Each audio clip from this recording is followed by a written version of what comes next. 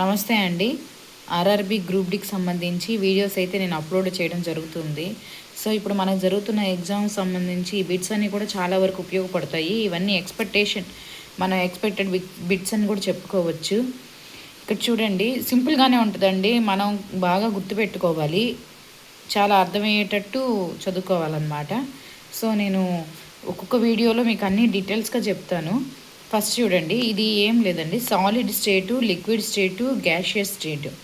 So solid state heat చేయడం అంటే మన టెంపరేచర్ ఇంక్రీజ్ చేయడం చేస్తే ఏమొస్తుంది, లిక్విడ్ స్టేట్ వస్తుంది. అలాగే లిక్విడ్ స్టేట్ హీట్ చేస్తే, టెంపరేచర్ ఇంక్రీజ్ చేస్తే గ్యాషియస్ స్టేట్ అనేది వస్తుంది అనమాట.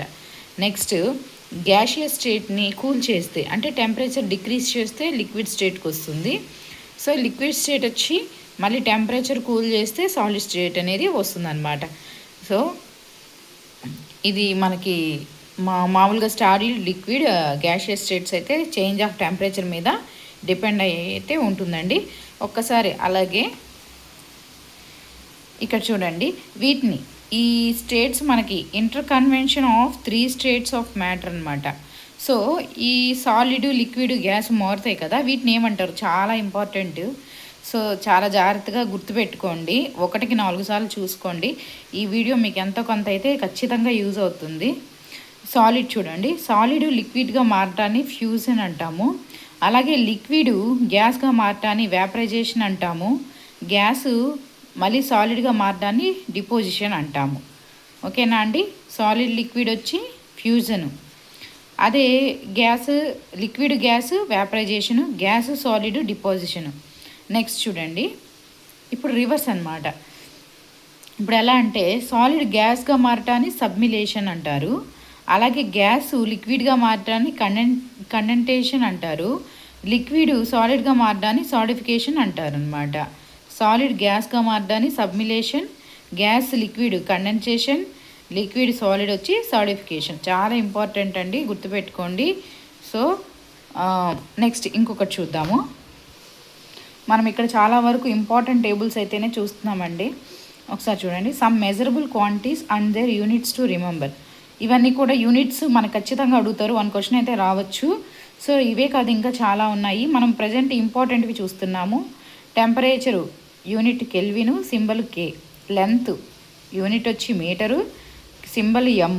మాసు యూనిట్ వచ్చి kilogram, symbol KG. Weight unit వచ్చి newton, symbol N, capital N అండి.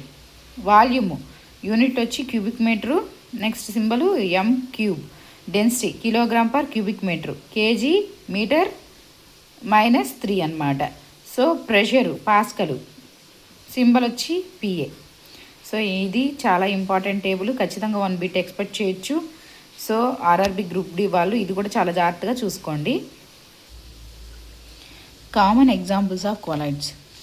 ఈ టేబుల్ ఎంత ఇంపార్టెంట్ అంటే చాలా ఇంపార్టెంట్. జనరల్ సైన్స్ మనకి ఏదైతే సిబిటి 1లో అడిగిన ప్రతి ఒక్క ఏదైతే ఇదేంటిది పోస్టులు ఉన్నాయో, అదేంటి ఎన్టీపీసీ కావచ్చు, నెక్స్ట్ వచ్చి జేఈ కావచ్చు, ఆర్ఆర్బీ గ్రూప్ డి కావచ్చు, ఎవరికైనా కావచ్చు, రైల్వే ఎగ్జామ్స్ రాస్తున్న ప్రతి ఒక్కరికి కూడా సరే ఈ టేబుల్ చాలా ఇంపార్టెంట్. చాలా అయితే చాలా ఖచ్చితంగా ఒక క్వశ్చన్ మనం ఖచ్చితంగా ఎక్స్పెక్ట్ చేయొచ్చు ఇందులో నుంచి.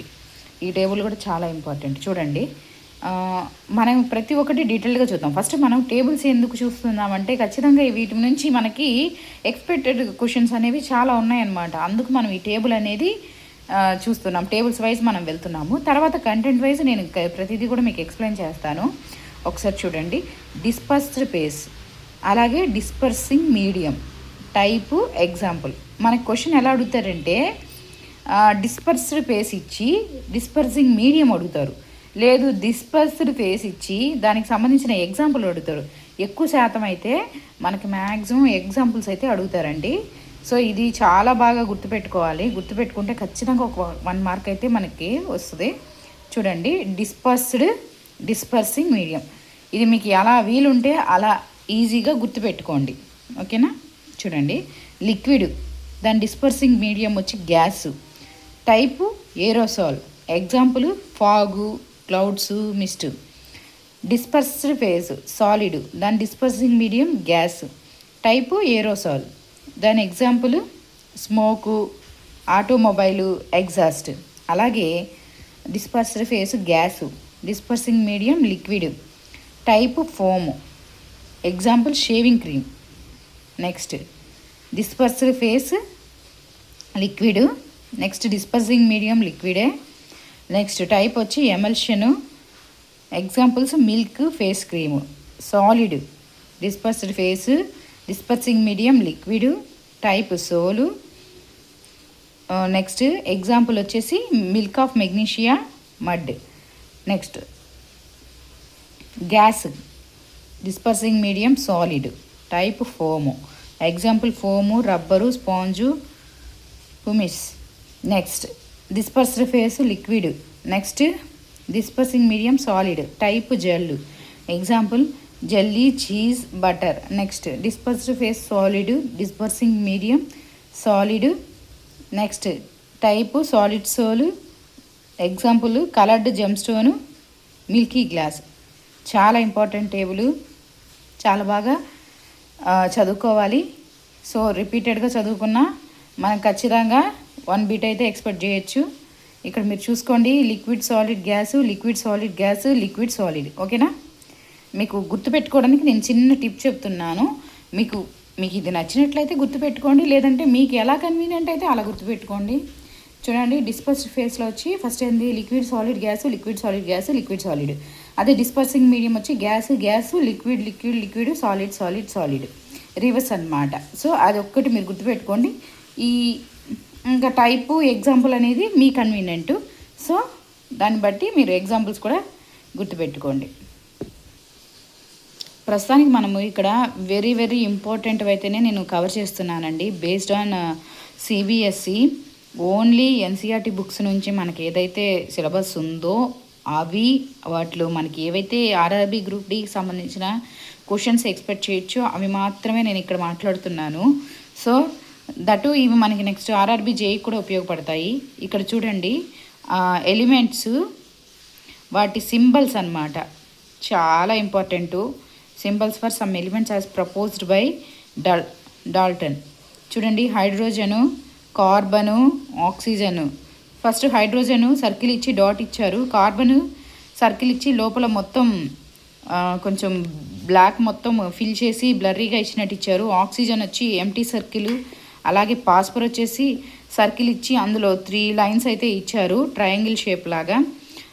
నెక్స్ట్ ఇంకొకటి సల్ఫర్ వచ్చేసి మనకి సింబల్ అండి, ప్లస్ సింబల్, సర్కిల్ లోపల ప్లస్ సింబల్. ఐరన్ ఈజీగానే ఉంది, సర్కిల్ లోపల ఐ సింబల్. కాపరు ఈజీగానే ఉంది, సర్కిల్ లోపల సి సింబల్. లెడ్ ఈజీగానే ఉంది, సర్కిల్ లోపల ఎల్ సింబల్.